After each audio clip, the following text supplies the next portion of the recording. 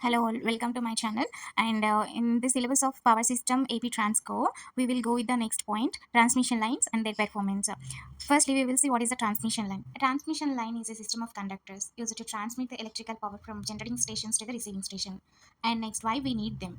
To transmit the electrical power over a long distances economically, and to interconnect the power station and load centers, to reduce the power losses, to ensure the reliability and continuity of power supply. Here there are two types of transmissions, AC transmission and DC transmission. Compared to DC transmission, AC transmission is widely used in the worldwide, and DC transmissions are used for a long distance. And the next point is classification of transmission lines. The transmission lines are classified based on the length. So first one is short length, and next one is medium length, and next one is long length. Short length transmission lines are up to 80 kilometers, and medium length short transmission lines are up to 80 to 250 kilometers, and long line transmission lines are above 250 kilometers. And also for a remembering tip, for a transmission lines are, for a short transmission line, shunt capacitance is neglected. For medium transmission lines, capacitance is considered, and for a long transmission lines, effect of capacitance is dominant. And the next one is transmission line parameters, and the transmission line parameters are resistance, inductance, conductance, and capacitance. And we know the unit for all those parameters. Resistance units are ohm per kilometer, inductance units are Henry per kilometer, capacitance units are farads per kilometer, and conductance units are Siemens per kilometer. And the next one is a transmission line constant, series impedance and shunt admittance. Series impedance that is equal to R plus J omega L ohm per kilometer, and shunt admittance Y is equal to G plus J omega C. Units are Siemens per kilometer, where omega is equal to 2 pi f. Okay, f is the frequency in hertz. And next, performance of each transmission line is given. Firstly, performance of short transmission line. Short transmission line means the length between means up to 80 kilometers only. What is the performance? Capacitance is neglected as we discussed, and only series impedance is considered. And in short transmission line, the main important formulas are voltage regulation and efficiency. So voltage regulation VR is equal to sending end voltage minus receiving end voltage by receiving end voltage. And the efficiency of short transmission line is power output by power input. Here the output is receiving in voltage and the input is sending in voltage. Performance of medium transmission lines.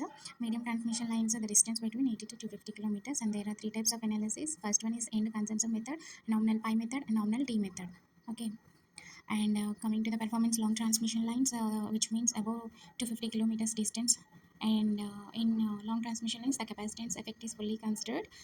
Analysis is done by using ABCD parameters, and here we can see that ABCD parameters also. Coming to the voltage regulation, what is the significance of voltage regulation? It is very important for maintaining the constant voltage at receiving end, and the voltage regulation is defined as the change in receiving end voltage from no load to full load, and we can set a formula here also. And the transmission efficiency is nothing but output by input. Here the output we can consider as a receiving end voltage, and the input is considered as the sending end voltage. And now see the concept of corona. What is corona? Ionization of air around the conductor when the voltage exceeds the critical value.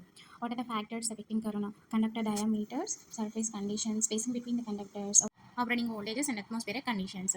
And reduction methods of corona, by increasing the conductor's diameter, and also by increasing the spacing between the conductor, and smoothing the conductor surface, and bundle the conductors by using, and reducing operating voltage. So these all factors reduces the corona. What is the skin effect? The tendency of AC current to flow only near the surface of the conductor. What are the factors affecting the skin effect? Frequency and conductor size and nature of the material. Okay. And next, what is a proximity effect? The tendency of current to concentrate on one side of the conductor due to the presence of adjacent conductor.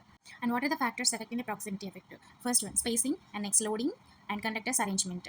Okay. And what is Ferranti effect? It is very important in a competitive examination point of view. Ferranti effect is nothing but raising receiving end voltage when compared to the sending end voltage at load or no load.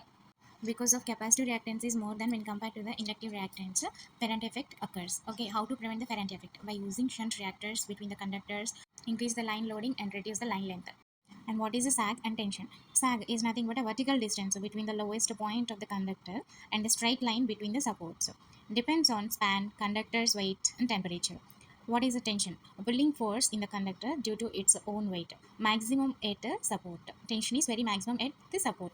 Now, what is the string efficiency? In a string of suspension insulators, voltage across each unit is not seen. String efficiency is equals to V string by N into V max. V max is here nothing but voltage across the unit nearest the conductor.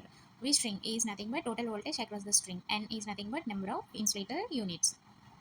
And what are the types of insulators? Pin type insulator, suspension type insulator, strain type insulator, shackle type insulator, and line post insulator. Now what about conductors and the types of conductors? First one, copper. ACSR is nothing but aluminum conductor steel reinforced. AAAC, all aluminum alloy conductor. WAC, all aluminum conductors. And also one is missing, bundled conductor. And the properties of conductors are high conductivity, high tensile strength, low cost per unit length, and lightweight. And what are the underground cables?